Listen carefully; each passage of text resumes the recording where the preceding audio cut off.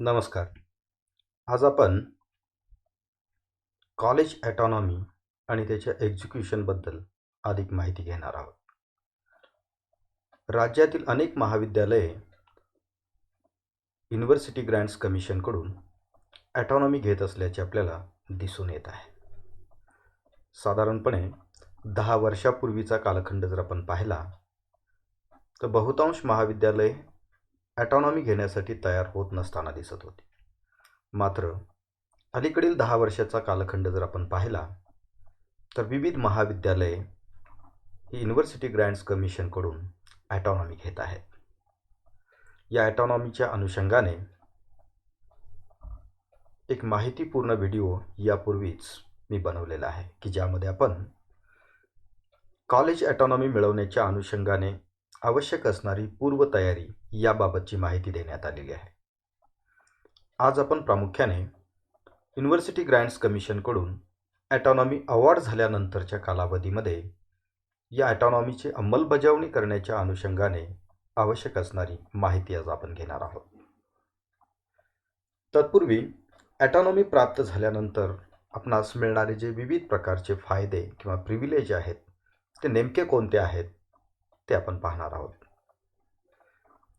University grants commission व human resource development department HRD ministry यांनी publish केलेल्या 12 February 2008 मधील गॅझेटमध्ये जर आपण सेक्शन 3 जर पाहिला तर त्यामध्ये ऑटोनॉमी प्राप्त झाल्यानंतर महाविद्यालयास कोणकोणत्या गोष्टी करता येऊ शकतील याविषयीचं तरतूद करण्यात आलेली आहे. त्यामध्ये पहिला महत्त्वाचा जो मुद्दा आहे तो म्हणजे review of existing courses program and restructure redesign and prescribe its own courses and programs of study and syllabi. Autonomy मिळालेल्या महाविद्यालयास आपले विद्यमान असणारे UG प्रोग्राम PG प्रोग्राम यामध्ये बदल करता येऊ शकतो. त्यामध्ये आवश्यक असणारे चेंजेस करता येतील, त्याची पुनर्रचना करता येईल, रिडिझाईन करता येईल किंवा भविष्यातील रोजगार व स्वयंरोजगाराच्या संधी विचारात घेऊन आवश्यक असणारे नवीन कोर्सेस किंवा नवीन प्रोग्राम्स डिझाईन करता येऊ शकतील. हा अधिकार ऑटोनॉमीमुळे महाविद्यालयास प्राप्त झालेला आहे. To formulate new courses new program within the nomenclature of UGC.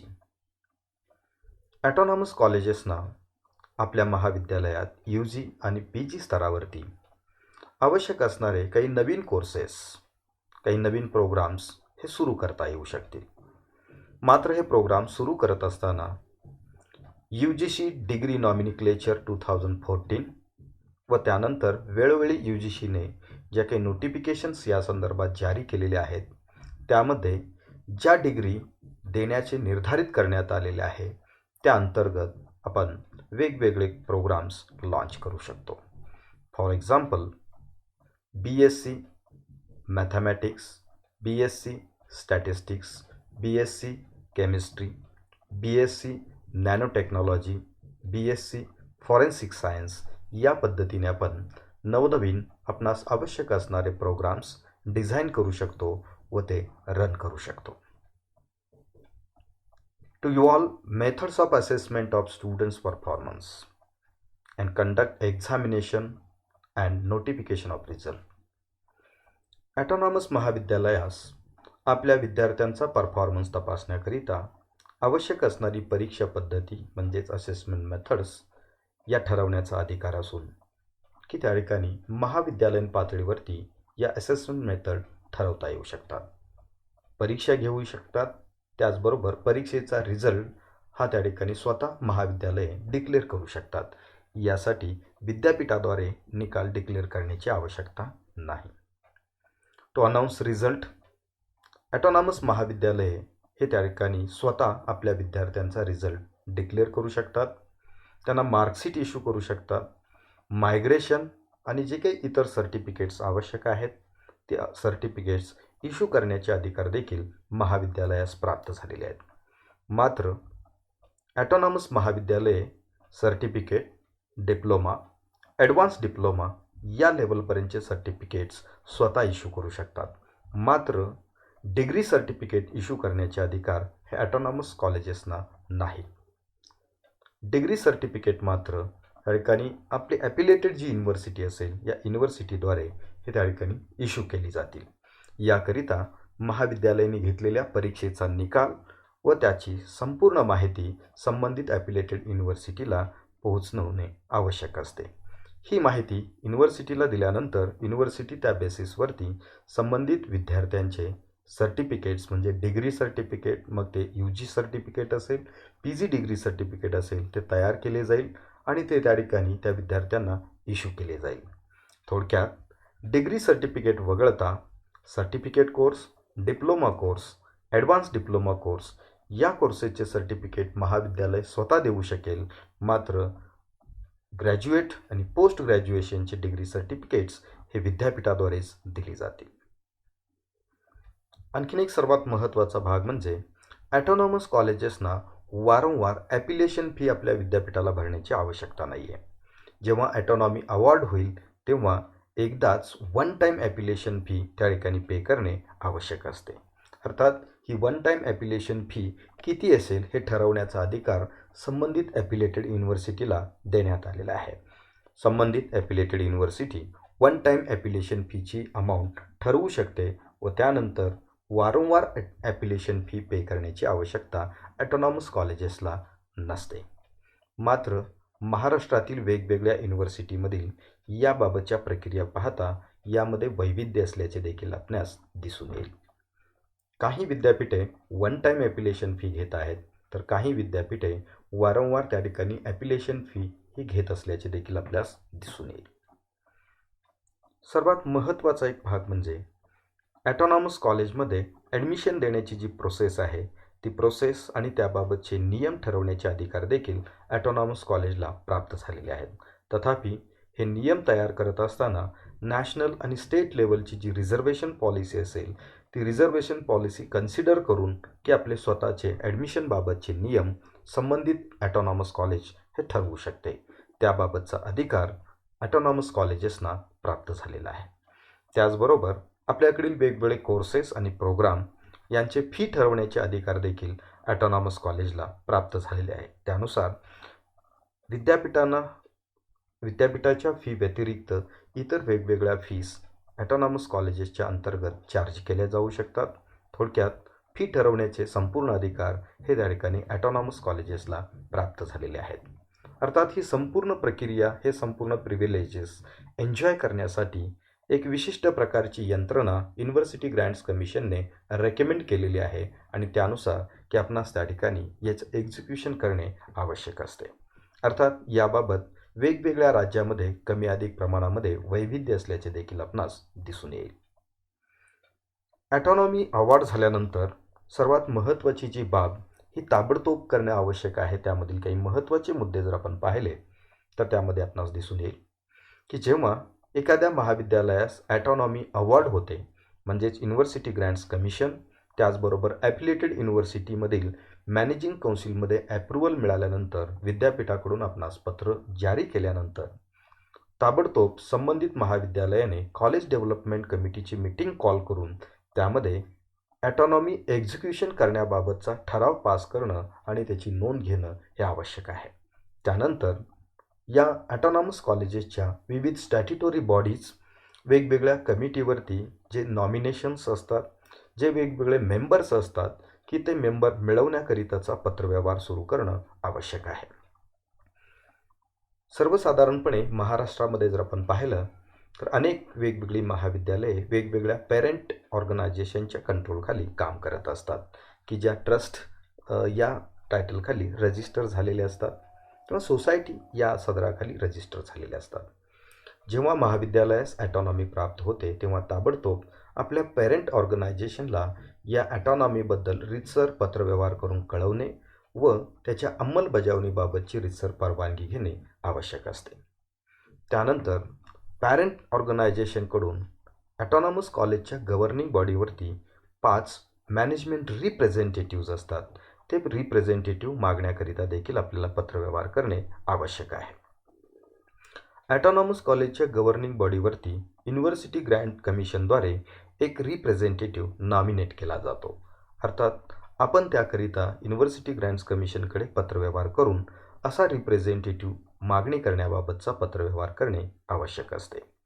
त्याचबरोबर आपली पॅरेंट युनिव्हर्सिटी जी आहे, या पॅरेंट युनिव्हर्सिटीकडून देखील महाविद्यालयाच्या म्हणजेच ॲटॉनॉमस कॉलेजच्या गव्हर्निंग बॉडीवर, अकॅडमिक काउन्सिलवर, तसेच जी विविध बोर्ड ऑफ स्टडीज असतील या बोर्ड ऑफ स्टडीवरती देखील की त्या ठिकाणी युनिव्हर्सिटीचे रिप्रेझेंटेटिव्ज असतात आणि ते मिळवण्याकरिता देखील आपणास पत्रव्यवहार करणे हे आवश्यक असते.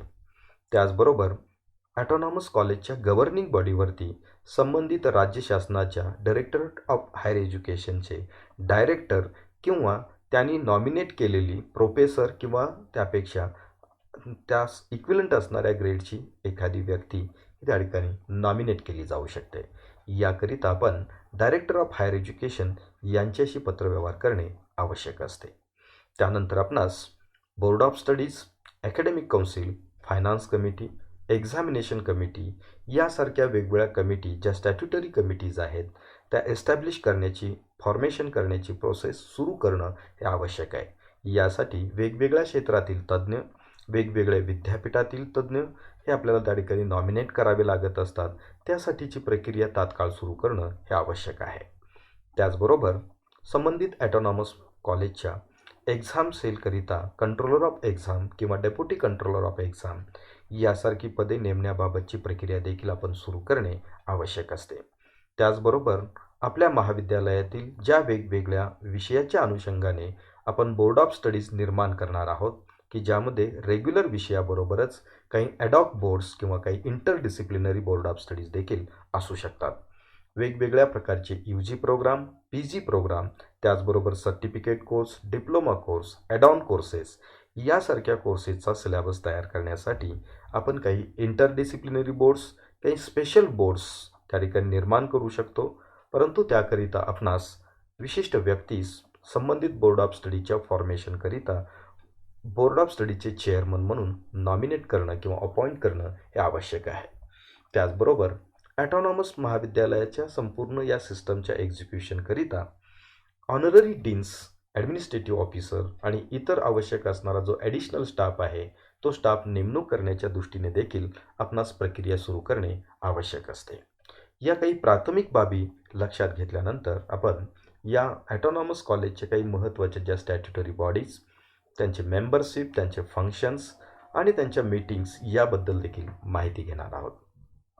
सर्वसाधारणपणे एका महाविद्यालयाच्या ॲडमिनिस्ट्रेटिव्ह स्ट्रक्चरचं स्वरूप या पद्धतीनं असू शकतं. अर्थात हे एक आयडियल स्ट्रक्चर नसून या पद्धतीने आपण त्या ठिकाणी आपल्या महाविद्यालयाच्या गरजेनुसार, सोयीनुसार या ठिकाणी आपण स्ट्रक्चर निर्माण करू शकतो.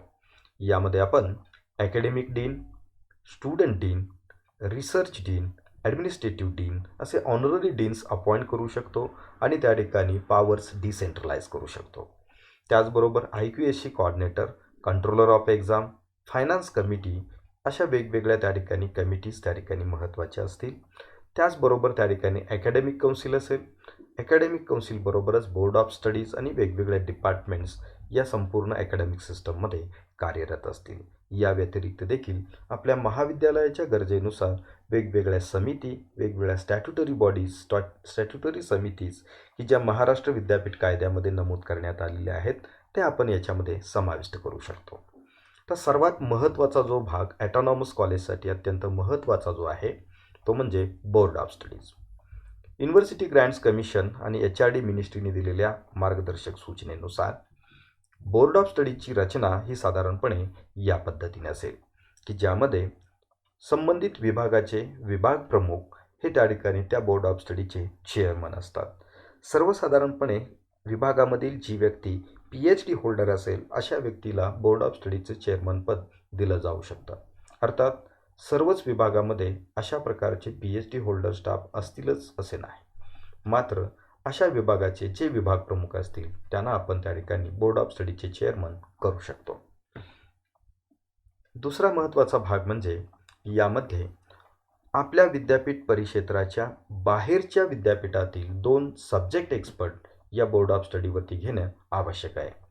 असे मेंबर्स हे प्रामुख्याने अकॅडमिक काउन्सिल हे रेकमेंड करते आणि त्याकरिता आपण जे मेंबर्स आपण आपल्या बोर्ड ऑफ स्टडीजवरती घेणार आहोत त्याची माहिती अकॅडमिक काउन्सिलला देऊन अकॅडमिक काउन्सिलमध्ये त्याबाबतचा ठराव पारित करून घेणे आवश्यक असते. यामध्ये प्रामुख्याने ॲक्टिव्ह अकॅडमिशियन्स, वेगवेगळ्या बिझनेस स्कूल्समधील टीचर्स, रिसर्च इन्स्टिट्यूट असतील, ट्रेनिंग इन्स्टिट्यूट्स असतील, स्टेट युनिव्हर्सिटी असतील, सेंट्रल युनिव्हर्सिटीज असतील, अशा वेगवेगळ्या हाय लेवल अकॅडमी असणाऱ्या अशा प्रकारच्या युनिट्समधून आपण आउट ऑफ युनिव्हर्सिटी जे 2 एक्सपर्ट आहेत, सब्जेक्ट एक्सपर्ट, आपण त्या ठिकाणी नॉमिनेट करू शकतो. किंबहुना अशा 2 व्यक्तीची नावे आपण आपल्या अकॅडमिक काउन्सिलला रेकमेंड करून आपल्या बोर्ड ऑफ स्टडीवरती घेऊ शकतो. त्याचबरोबर आपल्या ॲफिलिएटेड युनिव्हर्सिटीचे एक नॉमिनी, एक रिप्रेझेंटेटिव्ह आपल्या बोर्ड ऑफ स्टडीवरती असतात. प्रत्येक बोर्ड ऑफ स्टडीवरती संबंधित ॲफिलिएटेड युनिव्हर्सिटीच्या व्हाईस चान्सलरनी नॉमिनेट केलेला एक रिप्रेझेंटेटिव्ह कार्यरत असतो. असा मेंबर त्या ठिकाणी प्रामुख्याने व्हाईस चान्सलर साहेबांच्याकडून दिला जाणार असला तरी देखील की आपणास आवश्यक असणाऱ्या विदिन युनिव्हर्सिटी कक्षेमधील अशा 6 महत्त्वाच्या व्यक्तींची नावं आपण त्या ठिकाणी बोर्ड वाईज देऊ शकतो. त्यामधील एका व्यक्तीला संबंधित ॲफिलिएटेड युनिव्हर्सिटीच्या व्हाईस चान्सलरकडून नॉमिनेट केलं जात असतं. यामध्ये प्रामुख्याने आपण आपल्या सब्जेक्टच्या अनुषंगाने ज्या तज्ज्ञ व्यक्ती आहेत अशा 6 तज्ज्ञ व्यक्ती आपण आपल्या महाविद्यालयाद्वारे संपूर्ण जेवढे बोर्ड ऑफ स्टडीज असतील अशा प्रत्येक बोर्डासाठी 6 एक्सपर्ट व्यक्तीची नावं आपण विद्यापीठाला पाठवून द्यायची असतात आणि त्यामधून प्रत्येक बोर्डासाठी एक व्यक्ती त्यामधून नॉमिनेट केला जाणार असतो. त्याचबरोबर प्रत्येक अभ्यास मंडळामध्ये एक इंडस्ट्री कॉर्पोरेट सेक्टरचा रिप्रेझेंटेटिव्ह असतो की ज्याचा उपयोग या आपल्या अभ्यासक्रमाची जोड इंडस्ट्रीमधल्या स्किल रिक्वायरमेंट किंवा HR रिक्वायरमेंटच्या अनुषंगाने अलाइन करण्यासाठी त्यांच्या रेकमेंडेशन आपल्याला उपयुक्त ठरत असतात. तर अशा प्रकारचा एक इंडस्ट्री एक्सपर्ट देखील यामध्ये नियुक्त करावा लागतो. त्याचबरोबर आपल्या महाविद्यालयाचा एक पोस्ट ग्रॅज्युएट ॲल्युमिनाय की जो त्या ठिकाणी वेगवेगळ्या विषयातील ज्या विषयाचं बोर्ड ऑफ स्टडी असेल की त्या विषयातील पोस्ट ग्रॅज्युएट स्टुडंट की जो आपला ॲल्युमिनाय आहे असा त्या ठिकाणी नियुक्त करता येऊ शकतो. त्याचबरोबर expert from outside of the college whenever special courses of studies are to be formulated. जेव्हा जेव्हा आपणास काही विशेष कोर्सेस डिझाईन करण्याची आवश्यकता असते, काही विशेष विषयांचा अभ्यासक्रम तयार करण्याची आवश्यकता असते की जसे की त्यामध्ये सर्टिफिकेट कोर्सेस, त्याचबरोबर career oriented courses, skill development courses किंवा प्लेसमेंटच्या अनुषंगाने काही विशेष ट्रेनिंग प्रोग्राम आपल्याला डिझाईन करायचे असतील तर त्यासाठी त्या विषयातील तज्ज्ञ व्यक्ती आपण बोर्ड ऑफ स्टडीवरती घेऊ शकतो. त्याचबरोबर आपल्या विभागातील सर्व फॅकल्टी मेंबर बाय डिफॉल्ट आपल्या बोर्ड ऑफ स्टडीचे मेंबर्स असतात. या व्यतिरिक्त आपल्या स्टाफमधील आपल्या महाविद्यालयामधील इतर फॅकल्टीचे देखील मेंबर्स आपण आपल्याला त्या ठिकाणी बोर्ड ऑफ स्टडीजवरती घेता येऊ शकतात. तर या पद्धतीने आपल्या बोर्ड ऑफ स्टडीची एकूण रचना असते. बोर्ड ऑफ स्टडीचे फंक्शन जर आपण पाहिले तर त्यामध्ये प्रामुख्याने सिलॅबस तयार करणं हा सर्वात महत्त्वाचा भाग हा बोर्ड ऑफ स्टडीजकडे असतो, ज्यामध्ये UG programme, PG programmes including research programmes, certificate courses, diploma courses, advance diploma courses, post graduate diploma courses अशा विविध प्रकारच्या कोर्सेसचा अभ्यासक्रम तयार करण्याचं काम हे बोर्ड ऑफ स्टडीज करणार आहे. त्याचबरोबर to prepare list of paper setters, examiners and moderators, संबंधित विषयाचे क्वेश्चन पेपर तयार करण्यासाठी, आन्सर पेपर इव्हॅल्युएशन करण्यासाठी, मॉडरेशन करण्यासाठी त्या विषयाचे तज्ज्ञ लोक हे पेपर सेटर, एक्झामिनर आणि मॉडरेटर म्हणून आवश्यक असतात आणि त्याची लिस्ट बोर्ड ऑफ स्टडीने तयार करून ती अकॅडमिक काउन्सिलकडे रेकमेंड करणे आवश्यक असते. त्याचबरोबर डेव्हलप इव्हॅल्युएशन मेथड, मग त्यामध्ये प्रामुख्याने internal evaluation system, semester end exam यासाठी आवश्यक असणारा जो पॅटर्न असेल आणि त्याची त्या ठिकाणी पासिंग क्रायटेरिया जे असतील ते त्या ठिकाणी आपण सेट करणं हा बोर्ड ऑफ स्टडीचा महत्त्वाचा भाग असतो. त्याचबरोबर take approval from the academic council of the college, जे काही आपण त्या ठिकाणी सिलॅबस तयार करू, जे काही लिस्ट तयार करू त्या संपूर्ण अभ्यासक्रमाला, इव्हॅल्युएशन सिस्टमला, त्याचबरोबर पेपर सेटर, मॉडरेटर आणि एक्झामिनर्सच्या लिस्टला अकॅडमिक काउन्सिलकडून मान्यता घेणे आवश्यक असते. याबरोबरच आपण काही नवीन मेथॉडॉलॉजी ज्या टीचिंगसाठी असतील, इव्हॅल्युएशनसाठी असतील, त्या आपण त्या ठिकाणी सजेस्ट करू शकतो आणि अकॅडमिक काउन्सिलच्या मान्यतेने त्याचं एक्झिक्युशन करू शकतो. त्याचबरोबर त्या ठिकाणी वेगवेगळ्या प्रकारचे जे एक्झामिनर्स असतील त्याचं पॅनल आपण त्या ठिकाणी सजेस्ट करू शकतो. coordinate research, teaching, extension and other academic activities. आपल्या डिपार्टमेंटशी संबंधित, विषयाशी संबंधित असणाऱ्या विविध प्रकारच्या रिसर्च ॲक्टिव्हिटी, टीचिंग, एक्सटेन्शन, त्याचबरोबर इतर अकॅडमिक ॲक्टिव्हिटी कंडक्ट करणं, कोऑर्डिनेट करणं आणि या संदर्भातल्या वेगवेगळ्या प्रकारच्या तरतुदी करणं हे त्या ठिकाणी अभ्यास मंडळाची महत्त्वाची जबाबदारी असते. सर्वसाधारणपणे विद्यापीठातील अभ्यास मंडळं आणि ॲटॉनॉमस महाविद्यालयातील अभ्यास मंडळे याच्यामध्ये कामकाजाची जर पद्धती पाहिली तर फार मोठा असा त्या ठिकाणी फरक नसतो. फक्त त्या ठिकाणी त्याच्या स्ट्रक्चरमध्ये आपल्याला फरक यामध्ये दिसून येईल. तर या अभ्यास मंडळाने अभ्यासक्रम तयार करत असताना जी अडॉप्ट करायची जी मेथड आहे ती नेमकं कोणत्या पद्धतीने अभ्यासक्रम हा तयार केला पाहिजे. अभ्यासक्रमामध्ये सुधारणा करण्यासाठी किंवा नवीन अभ्यासक्रम तयार करण्यासाठी स्टुडंट, पॅरेंट्स, टीचर्स, इंडस्ट्री आणि इतर एक्सपर्ट जे असतील की त्यांच्याकडून फीडबॅक घ्यावा, त्यांचे इनपुट्स घ्यावेत आणि त्या पद्धतीने आपण त्या ठिकाणी सिलेबसचा ड्राफ्ट तयार करण्यासाठी सब कमिटी एस्टॅब्लिश करू शकतो. या सब कमिटीमध्ये डिस्कशन करून सिलेबसचा जो ड्राफ्ट आहे, इव्हॅल्युएशन पॅटर्नचा किंवा टीचिंग लर्निंग मेथड्सचा जो काही चार्ट आहे तो ड्राफ्ट त्या ठिकाणी आपल्याला तयार करावा लागेल. तो तयार करून आपण बोर्ड ऑफ स्टडीच्या मीटिंगमध्ये सादर करतो. त्यामध्ये डिस्कशन केलं जातं. त्यामध्ये काही करेक्शन्स किंवा ॲडिशन डिलिशन सुचवले जातील. त्या पद्धतीने ते चेंजेस करून फायनल सिलेबस हा ॲप्रूव्ह केला जातो. मात्र केवळ बोर्ड ऑफ स्टडीने ॲप्रूव्ह केलेला सिलेबस हा प्रत्यक्ष अभ्यासक्रम शिकवण्यासाठी जाऊ शकत नाही. याकरिता बोर्ड ऑफ स्टडीने तयार केलेला अभ्यासक्रम संबंधित महाविद्यालयाच्या अकॅडमिक काउन्सिलसमोर सादर करणं व त्यास अकॅडमिक काउन्सिलची मंजुरी घेणं हे त्या ठिकाणी आवश्यक आहे. अकॅडमिक काउन्सिलची मंजुरी प्राप्त झाल्यानंतर संबंधित सिलेबस त्या अभ्यास मंडळाशी संबंधित असणाऱ्या विभागाकडे जाईल. त्याचबरोबर त्या ठिकाणी ग्रंथालय, त्याचबरोबर एक्झामिनेशन सेलकडे या अभ्यासक्रमाच्या कॉपीज ह्या पुढच्या संबंधित प्रक्रियेकरिता त्या ठिकाणी पाठवल्या जात असतात. तर आणखीन एक महत्त्वाचा भाग जो सर्वात महत्त्वाचा जो असतो की नवीन महाविद्यालयामध्ये जेव्हा ॲटॉनॉमी त्या ठिकाणी एक्झिक्यूट करण्याचा प्रश्न निर्माण होतो की तेव्हा त्या ठिकाणी काही गोष्टी ही प्रामुख्याने लक्षात घेणं आवश्यक असतं. नवीन महाविद्यालये हे त्या ठिकाणी या संपूर्ण प्रक्रियेच्या बाबतीत काही वेळेस अननोन असू शकतात किंवा काही प्रक्रिया त्यांच्यासाठी नवीन असू शकतात. तर या परिस्थितीमध्ये प्रत्येक अभ्यास मंडळाने स्वतःची त्या ठिकाणी रजिस्टर्स, मीटिंग रजिस्टर्स तयार करून घेणं किंवा काही फॉर्मॅट्स आवश्यक असतात पत्रव्यवहारासाठीचे ते तयार करून घेणं आवश्यक आहे. त्याचबरोबर की त्या ठिकाणी ज्या ज्या सदस्यांना आपण आपल्या अभ्यास मंडळावरती इन्व्हाइट करणार असतो त्याकरिताचा पत्रव्यवहार करणं, त्यांचे ॲक्सेप्टन्स घेणे, मग त्या ठिकाणी रिटर्न ॲक्सेप्टन्स असतील किंवा बाय ईमेल घेतले जाणारे ॲक्सेप्टन्स असतील तर त्या ठिकाणी ते ॲक्सेप्टन्स घेऊन की आपल्या दप्तरी त्याची नोंद ठेवणं आवश्यक आहे. त्याचबरोबर जे नॉमिनेट केले जाणारे मेंबर्स असतात त्यांना त्या ठिकाणी नॉमिनेशनचं लेटर पाठवणं आणि त्यांचा ॲक्सेप्टन्स घेणं.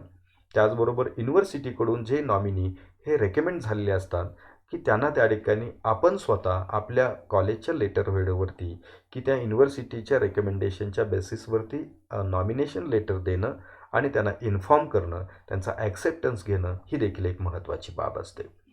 त्याचबरोबर त्या ठिकाणी या संपूर्ण अभ्यासक्रम प्रक्रियेमध्ये आणखीन एक महत्त्वाचा जो भाग असतो की आपण जे काही नवीन कोर्सेस किंवा प्रोग्राम्स डिझाईन करणार आहोत तर त्याची माहिती संबंधित विभागातील संबंधित बोर्ड ऑफ स्टडीमधील मेंबरना त्याची पूर्वकल्पना देणं, आपले काही ऑब्जेक्टिव्ज असतील, आपले आयडियाज असतील, आपल्या महाविद्यालयातील संपूर्ण ॲडमिनिस्ट्रेशनच्या काही एक्सपेक्टेशन्स असतील त्या फॉर्मली इन्फॉर्मली त्यांना कम्युनिकेट करणं हे आवश्यक आहे की ज्यामुळे त्यांना एक साधारणपणे आपला रोल या बोर्ड ऑफ स्टडीमध्ये काय राहणार आहे याची पूर्वकल्पना ही त्यांना त्या ठिकाणी येत असते.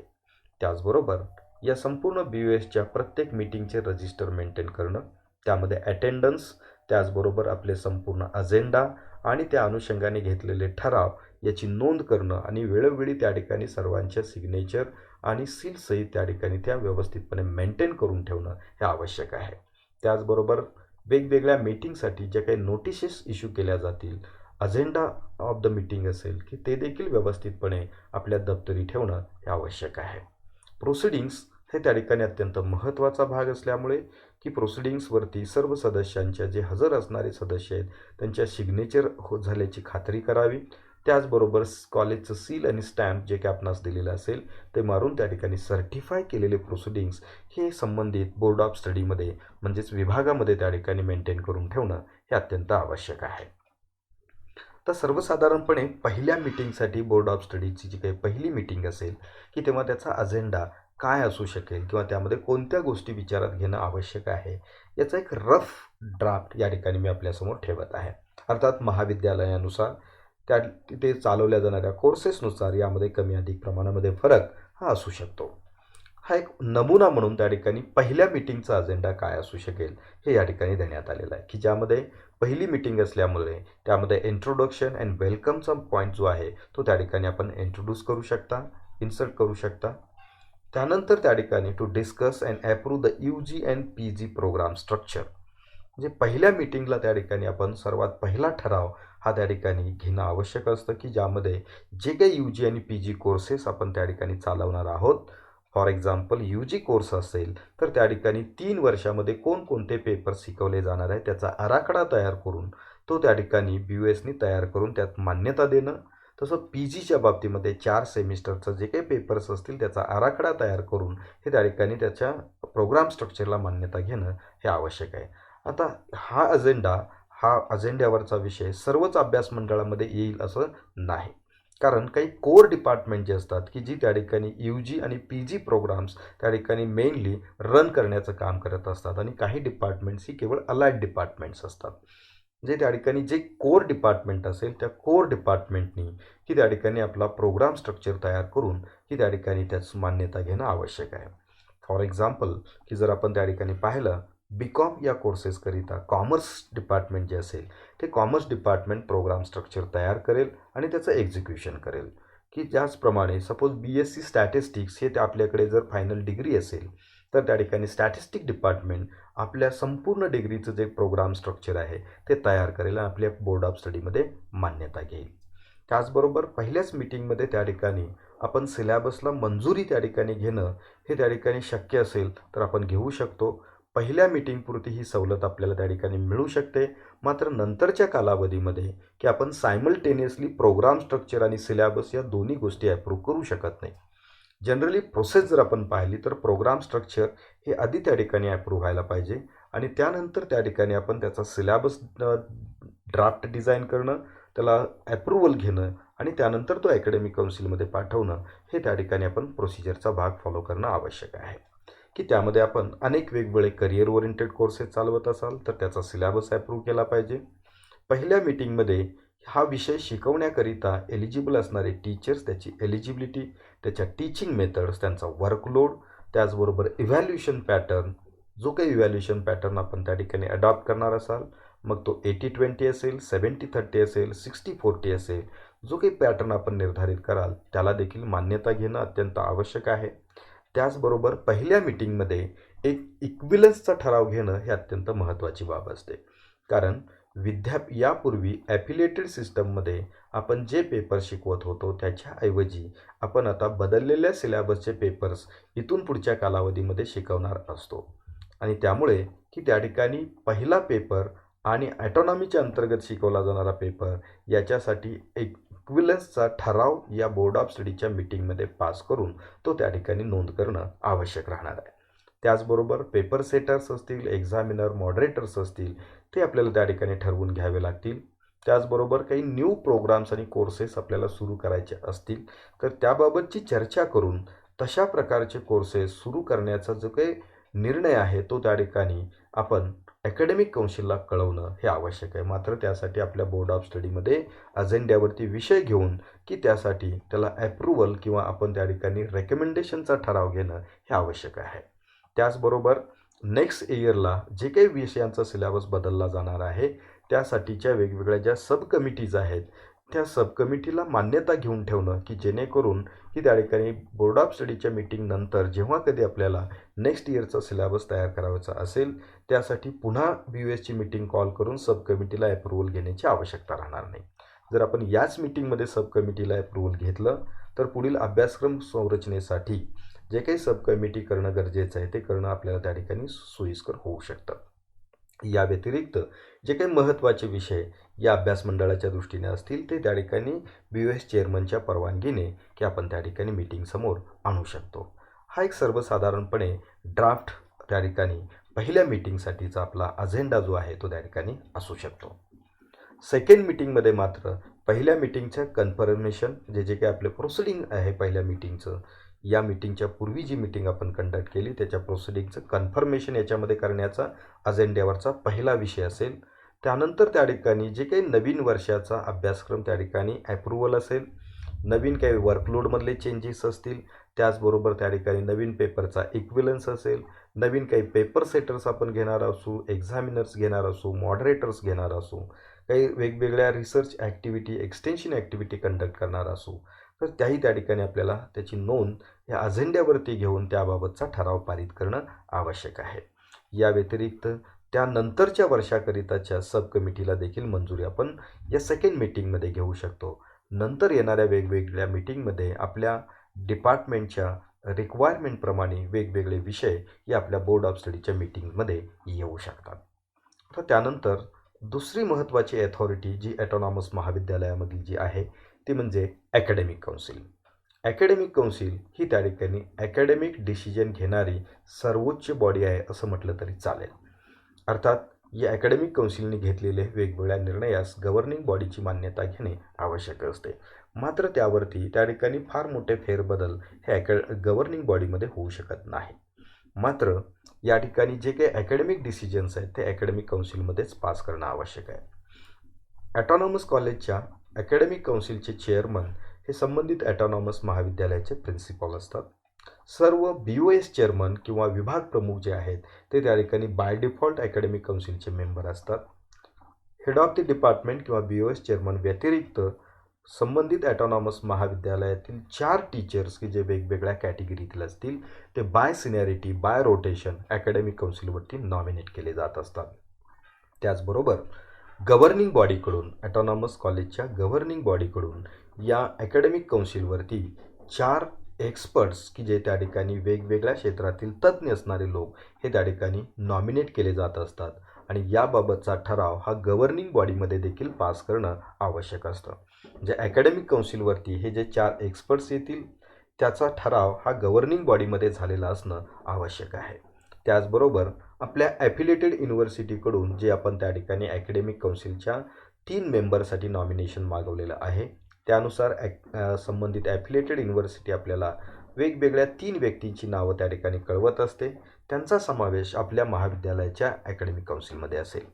त्याचबरोबर महाविद्यालयातील एखाद्या टीचरला या ॲकॅडमिक काउन्सिलचा सेक्रेटरी म्हणून त्या ठिकाणी महाविद्यालयाच्या प्राचार्यांच्याकडून नेमणूक देण्यात आलेली असते आणि ती व्यक्ती या ॲकॅडमिक काउन्सिलच्या संपूर्ण संचालनाची जबाबदारी स्वीकारून ते कामकाज त्या ठिकाणी करत असते.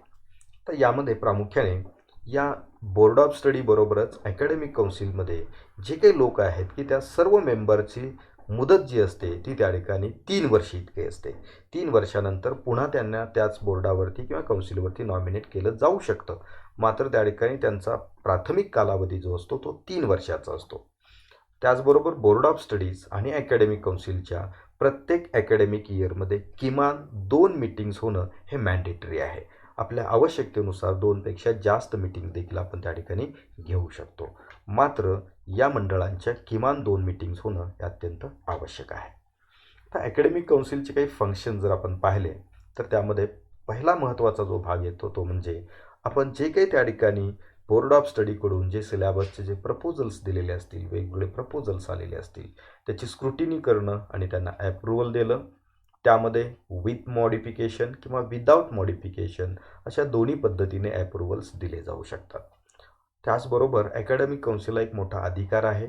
जे काही ॲकॅडमिक प्रपोजल्स किंवा सिलेबस किंवा जे काही इव्हॅल्युएशन पॅटर्न रेकमेंड केला गेलेला असेल आणि तो ॲकॅडमिक काउन्सिलच्या कन्सिडरेशनसाठी आलेला असेल तो रिजेक्ट करण्याचा अधिकार देखील ॲकॅडमिक काउन्सिलला आहे. त्याचबरोबर काही आवश्यक असणारे जे काही ॲडमिशनबाबतचे रूल्स असतील, इव्हॅल्युएशनबाबतचे रूल्स असतील ते रूल्स अँड रेग्युलेशन्स तयार करण्याचे अधिकार देखील ॲकॅडमिक काउन्सिलला आहेत. त्याचबरोबर स्पोर्ट, एक्स्ट्रा करिक्युलर ॲक्टिव्हिटीज या संदर्भातले नियम तयार करणं, त्याचबरोबर नवीन कोर्सेस नवीन प्रोग्राम सुरू करण्यासाठीचं प्रपोजल तयार करून ते गव्हर्निंग बॉडीच्या मान्यतेसाठी रेकमेंड करण्याचा अधिकार हा त्या ठिकाणी अकॅडमिक काउन्सिलला असतो. त्याचबरोबर वेगवेगळ्या प्रकारच्या स्कॉलरशिप, स्टुडंटशिप, फेलोशिप, प्राइसेस, मेडल्स अशा प्रकारचे मेडल्स रेकमेंड करणं आणि त्यांना गव्हर्निंग बॉडीची मान्यता घेऊन एक्झिक्यूट करण्याबाबतचं कामकाज देखील अकॅडमिक काउन्सिलद्वारे हे केलं जाणार आहे. म्हणजे संपूर्ण ॲटॉनॉमस कॉलेजच्या अकॅडमिक ॲक्टिव्हिटीला ॲप्रुव्हल देणं किंवा काही गोष्टी ह्या गव्हर्निंग काउन्सिलकडे गव्हर्निंग बॉडीकडे रेकमेंड करणं, त्यांना सुचवणं ही महत्त्वाची जबाबदारी अकॅडमिक काउन्सिलची असते. तर अकॅडमिक काउन्सिलच्या पहिल्या मीटिंगचा अजेंडा नेमका त्या ठिकाणी कसा असू शकतो की याचा एक नमुना आपल्यासमोर देण्यात आलेला आहे. अकॅडमिक काउन्सिलचा पहिल्या मीटिंगमध्ये इंट्रोडक्शन अँड वेलकम हा पॉईंट त्या ठिकाणी असू शकतो. त्यानंतर discuss and approve the UG and PG programme structure. Board of स्टडीने जे काही UG PG programme structure design केलेलं आहे, ॲप्रूव्ह करून रेकमेंडेशनसाठी त्या ठिकाणी पाठवलेलं आहे, त्याला मान्यता देण्याचा अधिकार त्या ठिकाणी इथे आहे आणि त्यामुळे तो पॉईंट नंबर 2 येईल. त्याचबरोबर त्या ठिकाणी जे काही सब्जेक्ट एक्सपर्ट्स हे त्या ठिकाणी अकॅडमिक काउन्सिलकडून बोर्ड ऑफ स्टडीकडे नॉमिनेट केले जाणार असतात की जे out of university minimum 2 experts हे त्या ठिकाणी प्रत्येक बोर्डामध्ये असतात. तर त्यांचं नॉमिनेशन हे ॲप्रूव्ह करणं हा त्या ठिकाणी तिसरा पॉईंट असू शकतो. त्याचबरोबर to discuss and approve the syllabus recommended by various board of studies. वेगवेगळ्या बोर्ड ऑफ स्टडीजकडून जो काही अभ्यासक्रम आणि इव्हॅल्युएशन पॅटर्न तयार केलेला असेल त्याला मान्यता घेणं, त्याच्या वर्कलोडला मान्यता घेणं, टीचिंग मेथड्स, इव्हॅल्युएशन मेथड, इक्वेलन्स याला मान्यता देणं, पेपर सेटर, एक्झामिनर्स, मॉडरेटरला मान्यता देणं. त्याचबरोबर एखादा नवीन कोर्स जर बोर्ड ऑफ स्टडीने सुचवलेला असेल किंवा एखादा प्रोग्राम सुचवलेला असेल तर त्याला मान्यता देणं हा अधिकार त्या ठिकाणी अकॅडमिक काउन्सिलचा आहे. त्याचबरोबर त्या ठिकाणी प्राइजेस अँड मेडल्स जर त्या ठिकाणी काही तयार केलेले असतील तर त्याला ॲप्रुव्हल त्या ठिकाणी घ्यावं लागेल. या पद्धतीने त्या ठिकाणी पहिल्या मीटिंगचा अजेंडा असू शकतो. आपल्या महाविद्यालयाच्या गरजेपासून या गरजेनुसार यामध्ये काही आणखी गोष्टी ॲड केल्या जाऊ शकतात. सेकंड मीटिंगमध्ये confirmation of proceedings of last meeting. त्यानंतर to discuss and approve the decision taken by BOS. म्हणजे हा पहिल्या मीटिंग आणि दुसऱ्या मीटिंगमधला फरक जर आपण पाहिला तर पहिल्या मीटिंगमध्ये काही महत्त्वाचे मुद्दे जे आहेत की ते कंपल्सरी त्या ठिकाणी येणं आवश्यक आहे. मात्र दुसऱ्या मीटिंगला की त्या ठिकाणी एवढा इन डिटेल त्या ठिकाणी अजेंडा असण्याची गरज नसते, कारण त्यामध्ये प्रामुख्याने काही महत्त्वाचे विषय जे आहेत तेच त्या ठिकाणी तिथून पुढच्या कालावधीमध्ये येत असतात. त्यामध्ये to discuss and approve the decision takens by BOS. BOSनी अभ्यासक्रमाबाबत जे काही निर्णय घेतलेला आहे, अभ्यासक्रम आणि इव्हॅल्युएशन पॅटर्न जो तयार केलेला आहे त्याला मान्यता देणं. त्यामध्ये संपूर्ण सिलेबस आणि इव्हॅल्युएशन पॅटर्न तिथे मांडला जाईल. To discuss and recommend the new programmes to be implemented. काही नवीन प्रोग्राम जर आपण लॉन्च करणार असू तर ते गव्हर्निंग बॉडीला रेकमेंड केले जातील. त्यासाठीचं त्या ठिकाणी अजेंड्यामध्ये विषय असावा लागेल. काही न्यू कोर्सेस आपण सुरू करणार असू म्हणजे विषय सुरू करणार असू तर त्याचा विषय आपल्याला अजेंड्यावरती घ्यावा लागेल. अकॅडमिकची मान्यता घेऊन तो गव्हर्निंग बॉडीकडे द्यावा लागेल, कारण त्याचे पुढे फायनान्शियल इम्प्लिकेशन्स असल्यामुळे त्याला गव्हर्निंग बॉडीची मान्यता असणं आवश्यक आहे. त्याचबरोबर काही अवॉर्ड्स, रिवॉर्ड्स, मेडल्स, प्राइजेस देणार असू तर त्याचा प्रस्ताव अकॅडमिक काउन्सिल मान्य करून मंजूर करून तो त्या ठिकाणी त्याची आपली शिफारस गव्हर्निंग बॉडीकडे पाठवेल. त्याचबरोबर काही बेस्ट प्रॅक्टिसेस ज्या रिसर्च आणि एक्सटेन्शनसाठी असतील किंवा अकॅडमिक्ससाठी असतील त्या सजेस्ट करण्याचा अधिकार देखील अकॅडमिक काउन्सिलला आहे. आणि असे अनेक वेगवेगळे विषय नंतरच्या कालावधीमध्ये जे अकॅडमिक्सशी रिलेटेड आहेत ते त्या ठिकाणी अकॅडमिक काउन्सिलच्या कन्सिडरेशनसाठी ॲप्रुव्हलसाठी येत असतात आणि त्याप्रमाणे आपल्याला त्याचा अजेंडा हा तयार करावा लागत असतो. तर तिसरी कमिटी याच्यामधली ॲटॉनॉमीमधली जी एक महत्त्वाची स्टॅट्युटरी कमिटी आहे ती म्हणजे फायनान्स कमिटी, की ज्याचे चेअरमन हे संबंधित ॲटॉनॉमस कॉलेजचे प्रिन्सिपॉल असतात. त्याचबरोबर संबंधित ॲटॉनॉमस कॉलेजची जी पॅरेंट ऑर्गनायझेशन आहे त्याच्या मॅनेजमेंटनी डेप्यूट केलेले, नॉमिनेट केलेले 2 त्या ठिकाणी रिप्रेझेंटेटिव्ह असतात की जे गव्हर्निंग बॉडीने रेकमेंड केलेले असतात. ते 2 रिप्रेझेंटेटिव्ह याचे मेंबर असतील. आपल्या ॲफिलिएटिंग युनिव्हर्सिटीचे फायनान्स ऑफिसर हे त्या ठिकाणी पदसिद्ध या कमिटीचे हे त्या ठिकाणी मेंबर असणार आहेत. आणि त्याचबरोबर या कमिटीमध्ये आपल्याच महाविद्यालयातील एक सिनियर मोस्ट टीचर 2 वर्षासाठी या फायनान्स कमिटीवरती नॉमिनेट केला जात असतो आणि हा नॉमिनेशन करण्याचा अधिकार हा संबंधित ॲटॉनॉमस कॉलेजच्या प्रिन्सिपॉलचा असतो आणि त्यानुसार ही कमिटी फॉर्म केली जाते. तर या कमिटीचं स्वरूप जर आपण पाहिलं तर याचा देखील टेन्युअर 3 वर्षाचा असतो. वर्षातून किमान 2 मीटिंग्स त्या ठिकाणी घेणं हे मॅन्डेटरी आहे. तर याचे पॉवर्स अँड फंक्शन जर आपण पाहिले तर त्यामधला पहिला महत्त्वाचा भाग जो आहे तो म्हणजे preparation of budget of UGC grant and its utilisation. प्रत्येक ॲटॉनॉमस कॉलेजला UGCकडून ॲटॉनॉमी ग्रँट मिळत असते. त्याच्या युटिलायझेशनबाबतचा प्लान म्हणजेच बजेट तयार करणं आणि प्रत्यक्ष त्याचं युटिलायझेशन करून युटिलायझेशन सर्टिफिकेट युनिव्हर्सिटी ग्रँट्स कमिशनकडे सादर करणं. Prepare annual statement of account म्हणजे वर्षभराचं ॲन्युअल स्टेटमेंट तयार करणं. फायनान्शियल एस्टिमेट्स तयार करणं. फी स्ट्रक्चर रेकमेंड करणं. त्याचबरोबर वेगवेगळ्या प्रकारचे रेम्युनरेशन्स असतील ते त्या ठिकाणी गव्हर्निंग बॉडीला रेकमेंड करणं आणि त्यांची परवानगी घेऊन एक्झिक्युशनसाठी पुढे पाठवणं. त्याचबरोबर गव्हर्निंग बॉडीला वेगवेगळ्या फायनान्शियल मॅटर्सवरती ॲडवाईस देणं, सल्ला देण्याचं जबाबदारी ही त्या ठिकाणी फायनान्स कमिटीची असते. तर फायनान्शियल असिस्टंट जो UGCकडून आपल्याला प्राप्त होत असतो त्याच्यासाठी काही क्रायटेरियाज दिलेले आहेत. त्यामध्ये जर फक्त अंडर ग्रॅज्युएट प्रोग्राम्स असतील आणि ते ग्रँटेबल असतील तर त्यासाठी जर सिंगल फॅकल्टी असेल तर त्या ठिकाणी 9 लाख रुपये आणि मल्टी फॅकल्टी असेल तर 15 लाख रुपये. त्याचबरोबर जर UG आणि PG अशा दोन्ही फॅकल्टी असतील तर सिंगल फॅकल्टीकरिता 10 लाख रुपये, मल्टी फॅकल्टीकरिता 20 लाख रुपये. प्लस जर NCC हा विषय जर इलेक्टिव्ह विषय म्हणून जर त्या ठिकाणी विथ क्रेडिट हा जर राबवला जात असेल तर याकरिता UGसाठी 1 लाख रुपये ॲडिशनल ग्रँट असते आणि PG करिता 2 लाख रुपये ॲडिशनल ग्रँट्स आपल्याला प्राप्त होत असते की ज्या ग्रँटचा उपयोग आपण संबंधित वेगवेगळ्या ॲक्टिव्हिटी घेण्याकरिता त्याचा उपयोग करू शकतो. तर हे ॲटॉनॉमी ग्रँट नेमकी कोणकोणत्या गोष्टीवरती युटिलाइज केली जाऊ शकते? Upgradation of syllabus, skill oriented programmes आणि त्या ठिकाणी orientation, retraining of the teachers, त्याचबरोबर रिडिझायनिंग ऑफ कोर्सेस म्हणजे वेगवेगळ्या कमिटीज जे आपण घेणार आहोत त्याचा खर्च याच्यातून दिला जाऊ शकतो. Development of teaching and learning material, workshop, seminar, conferences and meetings, examination रिफॉर्मसाठी जे काही गोष्टी तुम्ही कराल, एक्सटेन्शन ॲक्टिव्हिटीज, त्याचबरोबर furniture for office, classroom, laboratory, lab equipments, books and journals, office equipment, teaching aids, laboratory equipments हे त्याच्यातून आपण घेऊ शकतो. गेस्ट अँड व्हिजिटिंग फॅकल्टी आपण नेमलेले असतील तर त्याचं रेम्युनरेशन याच्यातून देऊ शकतो. मात्र त्या ठिकाणी फुल टाईम फॅकल्टी नेमले गेलेले असेल तर त्याची सॅलरी याच्यातून देता येत नाही. काही कपॅसिटी बिल्डिंग प्रोग्राम्स घेणार असू तर त्यासाठीचा खर्च याच्यातून दिला जाऊ शकतो. Development of area study programme याच्यासाठी यातून खर्च केला जाऊ शकतो. मात्र अलीकडे जे काही नवीन सुधारणा झालेल्या आहेत त्यानुसार या फायनान्शियल असिस्टन्समधून कन्स्ट्रक्शन ऑफ न्यू बिल्डिंग केली जाऊ शकत नाहीत. कंट्रोलर ऑफ एक्झामची सॅलरी याच्यातून किंवा रेम्युनरेशन दिलं जाऊ शकत नाही. Payment of salary to college staff ही अलाउड नाही आहे. Staff appointed in the examination cell हे देखील सॅलरी त्या ठिकाणी अलाउड नाही आहे. याच्यापूर्वी यामध्ये काही सवलती होत्या, मात्र आता या फायनान्शियल असिस्टंटमधून या गोष्टीवरती आपणास खर्च करता येणार नाही. तर या फायनान्स कमिटीची जी पहिली मीटिंग असेल तर त्याचा सर्वसाधारणपणे हा अजेंडा आहे. टू इंट्रोडक्शन अँड वेलकम हा कॉमन पॉईंट पहिल्या मीटिंगसाठी फक्त राहील.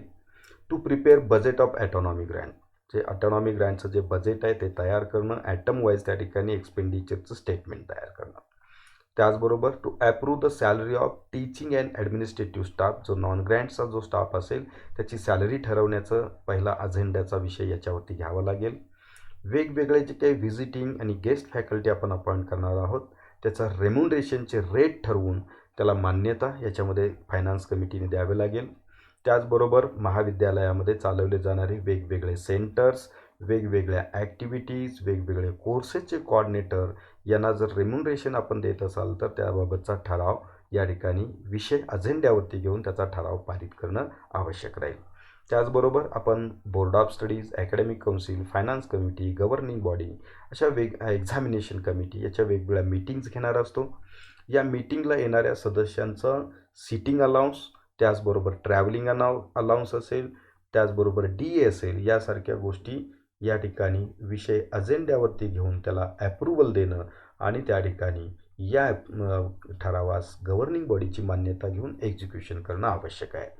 त्याचबरोबर महाविद्यालयामध्ये त्या ठिकाणी आपण आन्सर पेपर्स तपासण्याकरिता जे कॅप सेंटर चालवणार आहोत, तर त्या कॅप सेंटरचे coordinator, examiner, moderator, administrative staff जो त्या ठिकाणी काम करेल त्यांचे रेम्युनरेशन असतील किंवा ज्या ज्या व्यक्तींना रेम्युनरेशन दिलं जाणार आहे अशी प्रत्येक गोष्ट या फायनान्स कमिटीच्या मीटिंगच्या अजेंड्यावरती घेऊन त्यास परवानगी घेणं आवश्यक आहे. तर ही सर्वसाधारणपणे पहिली मीटिंग असेल. सेकंड मीटिंगमध्ये त्या ठिकाणी पुन्हा to prepare and approve the budget of the college, approval for the purchase of goods and services, ज्या वेगवेगळ्या विभागामधून त्या ठिकाणी काही सेवा मागितलेल्या असतील, काही वस्तू मागितलेल्या असतील, त्याच्या खरेदीचा निर्णय घेणं.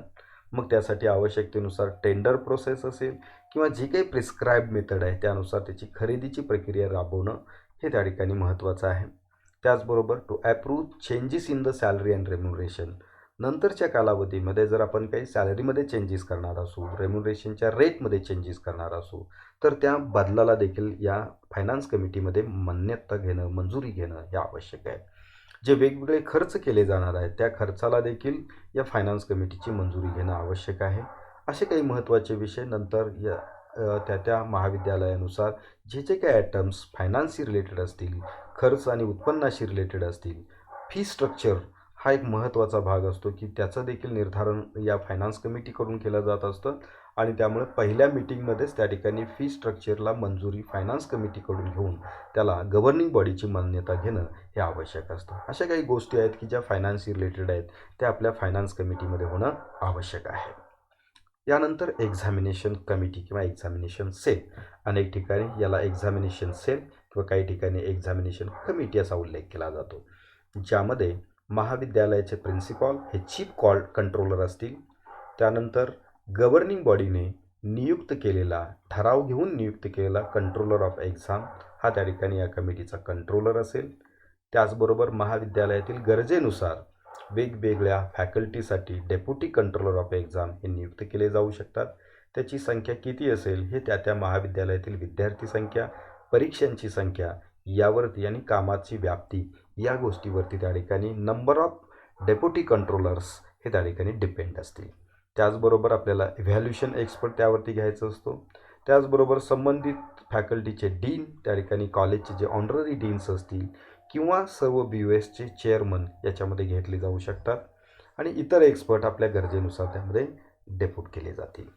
यांचा जर फंक्शन जर आपण पाहिलं एक्झामिनेशन सेलचं, to develop examination system, conduct all exams of UG, PG programs and other courses, issue mark list, provisional degree certificates, migration certificate, त्याचबरोबर स्टेशनरी प्रिंट करणं, त्याचं स्टॉक रजिस्टर मेंटेन करणं, एक्झाम रिलेटेड जे record आहे ते सर्व record करणं हे त्या ठिकाणी प्रामुख्याने एक्झामिनेशन सेलची जबाबदारी आहे. आता आणखीन एक महत्त्वाचा जो प्रश्न असतो तो म्हणजे एक्झामिनेशन सेलसाठी आवश्यक असणारा स्टाफ. त्यामध्ये टेक्निकल स्टाफमध्ये typist, computer operator, data entry operator, attendant हा किमान काही स्टाफ हा प्रत्येक एक्झामिनेशन सेलसाठी आवश्यक असतो. त्याचबरोबर एक्झामिनेशनचं रूल बुक तयार करणं त्या ठिकाणी आवश्यक आहे आणि ते विद्यार्थ्यांच्या माहितीसाठी पब्लिश करणं आवश्यक आहे.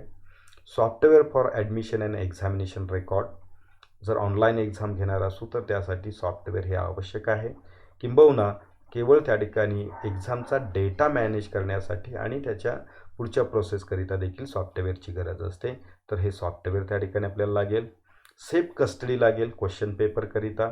त्याचबरोबर space for paper setting, assessment of answer book याच्यासाठी आपल्याला त्या ठिकाणी विशिष्ट स्पेस निर्माण करावी लागेल, तशा फॅसिलिटी द्यायला लागतील. प्रिंटिंग ऑफ स्टेशनरीमध्ये answer book, question papers, forms, register, वेगवेगळ्या प्रकारचे एक्झामचे रिलेटेड रिपोर्ट्स, मग अगदी त्यामध्ये क्लासरूममधला अटेंडन्स रिपोर्टपासून ते इतर सर्व प्रकारचे एक्झामचे रिलेटेड रिपोर्ट्स. त्याचबरोबर examination forms, hall ticket, marksheet, provisional certificates यासारख्या गोष्टी आपल्याला प्रिंटिंग करून घ्याव्या लागतात. त्याचबरोबर credit bank and credit transfer mechanism develop करावं लागेल आणि ते मेकॅनिझम प्रॉपरली मेंटेन करण्याची जबाबदारी हे एक्झामिनेशन सेलची असते. कारण ज्या महाविद्यालयामध्ये घेतल्या जाणाऱ्या ज्या काही सर्व परीक्षा आहेत त्याचे जे क्रेडिटचा जो डेटा आहे तो प्रामुख्याने एक्झामिनेशन सेलकडे असतो, जेव्हा एखादा विद्यार्थी एक महाविद्यालय सोडून दुसऱ्या महाविद्यालयामध्ये जात असतो किंवा दुसऱ्या महाविद्यालयाचा विद्यार्थी आपल्या महाविद्यालयामध्ये येत असतो, तेव्हा त्याला क्रेडिट ट्रान्सफरची फॅसिलिटी अवेल करण्याकरिता हे संपूर्ण मेकॅनिझम परीक्षा विभागाच्या माध्यमातून राबवणं आणि प्रत्येक विद्यार्थ्याचे क्रेडिट रेकॉर्ड मेंटेन करणं ही अत्यंत महत्त्वाची जबाबदारी असते. या एक्झाम कमिटीच्या पहिल्या मीटिंगमध्ये काही महत्त्वाच्या गोष्टी ज्या घेतल्या जाऊ शकतात, त्यामध्ये to prepare structure of examination cell, to prepare and recommend the staffing pattern of the examination cell, to recommend the budget estimates of examination cell, recommend the software and other systems for examination cell, to prepare subcommittee or subcommittees for development of the examination cell. जे पहिल्या मीटिंगमध्ये साधारणपणे खर्चाला मंजुरी घेणं, त्याचबरोबर सिस्टमची requirement governing बॉडीला कळवणं, त्याचबरोबर स्टाफिंग पॅटर्न जो आपल्याला आवश्यक आहे त्याबाबतची माहिती त्या ठिकाणी गव्हर्निंग बॉडीला कळवून त्याची मान्यता घेणं, यासारखे काही महत्त्वाचे विषय हे पहिल्या कमिटीच्या मीटिंगमध्ये त्या ठिकाणी असतील. सेकंड मीटिंगमध्ये त्या ठिकाणी कन्फर्मेशन ऑफ प्रोसिडिंग बरोबरच to approve the system and software, to take decision about the printing of the stationery, जे काही स्टेशनरी तुम्ही प्रिंट करणार आहात त्याबाबतचा निर्णय तुम्हाला घ्यावा लागेल आणि तशी निर्णय घेतल्यानंतर ती बाब तुम्हाला फायनान्स कमिटीकडे पाठवावी लागेल. To fix the role and responsibility of the staff of the examination cell, examination सेलमध्ये जो स्टाफ तुम्ही नियुक्त केलेला असेल त्या प्रत्येकाची रोल अँड रिस्पॉन्सिबिलिटी फिक्स करावी लागेल. त्यानुसार त्यांना लॉग इन ID आणि पासवर्ड अलॉट करणं, त्यांच्या जबाबदाऱ्या फिक्स करणं, या पद्धतीचं जे काही निर्धारण आहे की ते इथे केलं जाईल. टू प्रिपेअर एक्झामिनेशन कॅलेंडर, ज्या काही एक्झाम पुढच्या कालावधीमध्ये होणार आहेत त्याच्या कॅलेंडरची निर्मिती करणं. त्याचबरोबर to approve assessment mechanism and system for the answer paper evaluation, जी काही त्या ठिकाणी असेसमेंटची जी काही यंत्रणा असेल ती तयार करणं आणि ती राबवण्याच्या अनुषंगाने जबाबदारी ही एक्झामिनेशन कमिटीची असेल. या व्यतिरिक्त अनेक वेगवेगळे विषय यथावकाश जे काही त्या ठिकाणी येणार आहेत ते पुढच्या मीटिंगला त्या ठिकाणी आपण घेत असतो. ॲटॉनॉमस कॉलेजमध्ये IQACचा जो काही रोल आहे तो देखील अत्यंत महत्त्वाचा आहे. ॲटॉनॉमस कॉलेजच्या ज्या संपूर्ण प्रोसेसेस आहेत त्या रेग्युलरली मॉनिटर करण्याची जबाबदारी ही IQAC सेलची आहे. अकॅडमिक अँड ॲडमिनिस्ट्रेटिव्ह ऑडिट करून घेणं, प्रत्येक वर्षी ॲटॉनॉमस कॉलेजचं अकॅडमिक अँड ॲडमिनिस्ट्रेटिव्ह ऑडिट करून त्या ऑडिटचा रिपोर्ट हा त्या ठिकाणी UGCला पाठवणं आणि आपल्या वेबसाईटवरती प्रसिद्ध करणं ही सगळ्यात महत्त्वाची जबाबदारी IQAC सेलची आहे, की यामध्ये एक्सटर्नल पीअर कमिटी अपेक्षित असते आणि त्यांच्याकडून तपासणी करून घेऊन तो रिपोर्ट हा तयार करावयाचा असतो. त्याचबरोबर त्या ठिकाणी हा जो रिपोर्ट आहे तो UGCला देखील कम्युनिकेट करणं गरजेचं आहे. त्याचबरोबर planning of academic activities, reporting to the government bodies of the college, ज्या काही गव्हर्निंग बॉडीज आहेत, गव्हर्निंग बॉडी जी आहे ॲटॉनॉमस कॉलेजची त्यांना त्याचा रिपोर्ट पाठवणं ही देखील महत्त्वाची जबाबदारी IQAC सेलची त्या ठिकाणी असेल.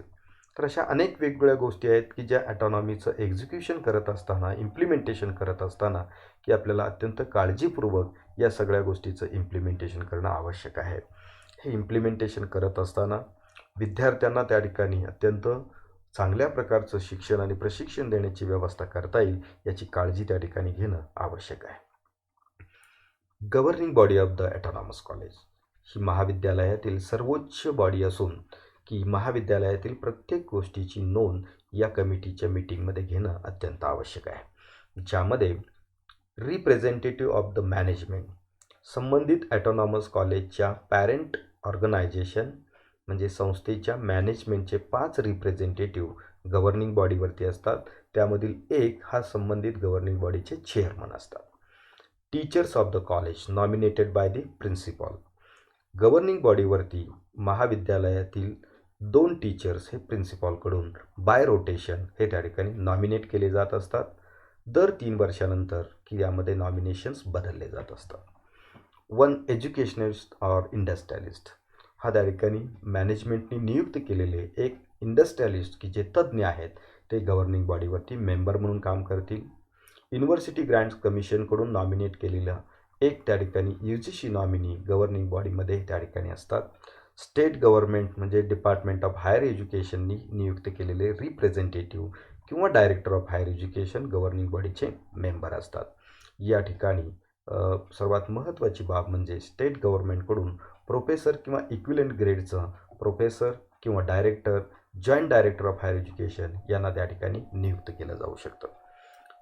संबंधित ॲफिलिएटेड युनिव्हर्सिटीकडून देखील गव्हर्निंग बॉडीसाठी एक रिप्रेझेंटेटिव्ह नॉमिनी, युनिव्हर्सिटी नॉमिनी हा नॉमिनेट केलेला असतो आणि ते देखील या गव्हर्निंग बॉडीचे मेंबर असतात. त्याचबरोबर कॉलेजचे प्रिन्सिपॉल हे त्या ठिकाणी एक्स ऑफिसिओ सेक्रेटरी म्हणून त्या ठिकाणी गव्हर्निंग बॉडीचं कामकाज पाहतील.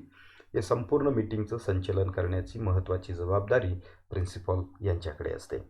की यामध्ये प्रामुख्याने जर आपण पाहिलं तर या गव्हर्निंग बॉडीचे देखील सर्व मेंबरची एक्सक्लुडिंग UGC नॉमिनी सर्व मेंबरचा कालावधी हा 3 वर्षे इतका असतो. UGC नॉमिनी हे 5 वर्षे कालावधीसाठी नियुक्त केलेले असतात. बाकी सर्व प्रतिनिधी किंवा नॉमिनी जे असतील त्यांचा कालावधी हा 3 वर्षाचा असतो. या गव्हर्निंग बॉडीचं कामकाजाचं स्वरूप जर आपण पाहिलं to guide the college with fulfilling the objectives, जे काही ॲटॉनॉमसचे ऑब्जेक्टिव्ज आहेत ते फुलफिल करण्यासाठी गायडन्स देणं, त्याचबरोबर त्या ठिकाणी वेगवेगळ्या फेलोशिप स्कॉलरशिप अप्रूव्ह करणं, नवीन प्रोग्रामला मंजुरी देणं, त्याचबरोबर फायनान्शियल जे काही बाबी आहेत त्या सर्व फायनान्शियल बाबीला मंजुरी देणं, परवानगी देणं, त्याचबरोबर recruitment of the teaching and non teaching staff त्याला अप्रुव्हल देणं, त्याचबरोबर ॲन्युअल बजेटला परवानगी देणं, त्याचबरोबर महाविद्यालयाच्या वेगवेगळ्या कमिटीचा परफॉर्मन्स जो आहे तो त्या ठिकाणी त्याची नोंद घेणं ही देखील महत्त्वाची जबाबदारी गव्हर्निंग बॉडीची असते. तर गव्हर्निंग बॉडीचे पहिल्या मीटिंगचा अजेंडा जर आपण पाहिला तर त्यामध्ये इंट्रोडक्शन अँड वेलकम बरोबरच to approve the plan of autonomy for its implementation, जे पहिल्या मीटिंगमध्ये ॲटॉनॉमीचा प्लॅन इम्प्लिमेंट करण्याचा ठराव त्या ठिकाणी पास केला जाईल. त्यानंतर अकॅडमिक काउन्सिल आणि बोर्ड ऑफ स्टडीवरती जे गव्हर्निंग बॉडीकडून त्या ठिकाणी जे नॉमिनेशन जात असतात त्याला मंजुरी घेणं, त्याचबरोबर त्या ठिकाणी कंट्रोलर ऑफ एक्झाम आणि डेप्युटी कंट्रोलर किंवा कंट्रोलर्स जे काही नियुक्त केले जाणार आहेत त्याला मंजुरी देणं, ही मंजुरी त्या ठिकाणी गव्हर्निंग बॉडीमध्ये होणं अत्यंत आवश्यक असते. त्यानंतर महाविद्यालयामध्ये जे आपण ऑनररी डीन्स अपॉइंट करणार आहोत तर त्या ठिकाणी त्यांच्या नावाला देखील मंजुरी घेणं आवश्यक आहे. कारण हे सुरुवातीच्या कालावधीमध्ये ह्या मंजुरी घेणं आणि कालावधी संपल्यानंतर यथाअवकाश त्या गव्हर्निंग बॉडीच्या मीटिंगमध्ये पुन्हा त्यास पुनर्परवानगी घेणं किंवा पुनर्नियुक्ती करणं हे आवश्यक असतं. परंतु पहिल्या मीटिंगमध्ये या सर्व व्यक्ती, त्यामध्ये आपण coordinator of autonomous college, placement officer असतील, इतर वेगवेगळे जे काही पोस्ट आपण क्रिएट केलेले असतील त्या सर्व पदासाठी ज्यांना नियुक्त केलं जाणार आहे त्यांच्या नावाला गव्हर्निंग बॉडीकडून परवानगी घेणं, मंजुरी घेणं आवश्यक आहे. त्याचबरोबर महाविद्यालयातील board of studies, academic council, finance committee, examination cell याला परवानगी घेणं, यांचं संपूर्ण मेंबरशिपचा चार्ट त्याच्यामध्ये मांडून त्यास परवानगी घ्यावी लागेल. To approve teaching and non teaching staff, जे सुरुवातीला संपूर्ण कॉलेजमधला टीचिंग स्टाफ, त्यांचा वर्कलोड, नॉन टीचिंग स्टाफ आणि त्यांचा वर्कलोड याला मंजुरी घेणं, नवीन प्रोग्राम आणि कोर्सेस सुरू करणार असू तर त्याला मंजुरी घेणं, आपण व्हिजिटिंग अँड गेस्ट फॅकल्टी जर त्या ठिकाणी नियुक्ती करणार असू तर त्यांना मंजुरी घेणं, to approve budget of the college की ज्यामध्ये त्या ठिकाणी वेगवेगळ्या प्रकारचे रेम्युनरेशन, त्याचबरोबर सॅलरी या सगळ्या गोष्टी ज्या असतील त्याला मंजुरी आपल्याला पहिल्या मीटिंगमध्ये घ्यावी लागेल. To approve permissions for expenditure, जे काही खर्च करणार आहोत त्या खर्चाला परवानगी घेणं, यासारखे काही महत्त्वाचे विषय हे पहिल्या मीटिंगचा भाग असतील. दुसऱ्या मीटिंगमध्ये to approve the plan of autonomy for implementation, त्याच्यामध्ये काही चेंजेस असतील तर चेंजेस समोर येतील. या व्यतिरिक्त जे महत्त्वाचे अजेंड्यातले विषय जे असतील तर discuss and approve the decision taken bye academic council, इथे बोर्ड ऑफ स्टडीचा विषय यामध्ये येणार नाही. अकॅडमिक काउन्सिलनं जो काही ठराव घेतलेले आहे ते ठराव इकडे माहितीसाठी गव्हर्निंग बॉडीमध्ये येतील. To discuss and approve the decision taken by finance कमिटीने जे निर्णय घेतलेले आहेत त्या सर्व निर्णयांना मंजुरी गव्हर्निंग बॉडीची या ठिकाणी नंतर होईल. Discussion and approval of decision taken by the examination सेलनी घेतलेले निर्णय त्याला मान्यता गव्हर्निंग बॉडीमध्ये होईल. नवीन प्रोग्राम्स असतील, अवॉर्ड प्राइजेस असतील, बजेट असेल, एक्सपेंडिचर असेल, काही नवीन मेंबर्स त्याच्यामध्ये बोर्ड ऑफ स्टडीज अकॅडमिक काउन्सिलमध्ये ॲड केले असतील, चेंज केले असतील तर त्याला परवानगी देखील आपल्याला इथं घ्यावी लागेल. नंतरच्या कालावधीमध्ये अनेक काही महत्त्वपूर्ण फायनान्सचे विषय, अकॅडमिकचे विषय, ही जे काही महत्त्वाचे आहे ते सर्व विषय गव्हर्निंग बॉडीच्या मीटिंगमध्ये सादर करून त्यास परवानगी घेणं, प्रोसिडिंगमध्ये त्या संदर्भातले महत्त्वाचे ठराव नोंद करणं, ही संपूर्ण बाब या गव्हर्निंग बॉडीच्या मीटिंगच्या अनुषंगाने अत्यंत महत्त्वाची असते. तर या पद्धतीने आपण ॲटॉनॉमीचं एक्झिक्युशन करण्यासाठीची आवश्यक असणारी पूर्वतयारी आणि प्रामुख्याने त्याचे इम्प्लिमेंटेशनसाठीची जी काही कार्यवाही आहे ही आपण त्या ठिकाणी करू शकतो.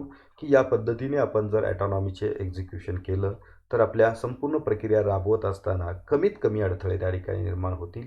अडथळे त्या ठिकाणी येऊ शकतात कारण त्या सर्व गोष्टी नव्याने असल्यामुळे अनेक वेगवेगळ्या प्रकारच्या बाबी नव्याने एक्झिक्यूट करत असताना काही वेळेला संभ्रमाची परिस्थिती निर्माण होऊ शकते. परंतु आपण त्या ठिकाणी UGC, गव्हर्नमेंट ऑफ महाराष्ट्र, संबंधित युनिव्हर्सिटी ॲक्ट यासारख्या सगळ्या गोष्टींचा रेफरन्स घेऊन की आपण ॲटॉनॉमी अत्यंत चांगल्या पद्धतीने इम्प्लिमेंट करू शकतो आणि आपल्या विद्यार्थ्यांच्या हितासाठी आणि त्यांच्या कल्याणासाठी अत्यंत चांगल्या प्रकारची सिस्टम आपल्याला या ॲटॉनॉमीच्या अंतर्गत एक्झिक्यूट करता येऊ शकते. Thank you very much.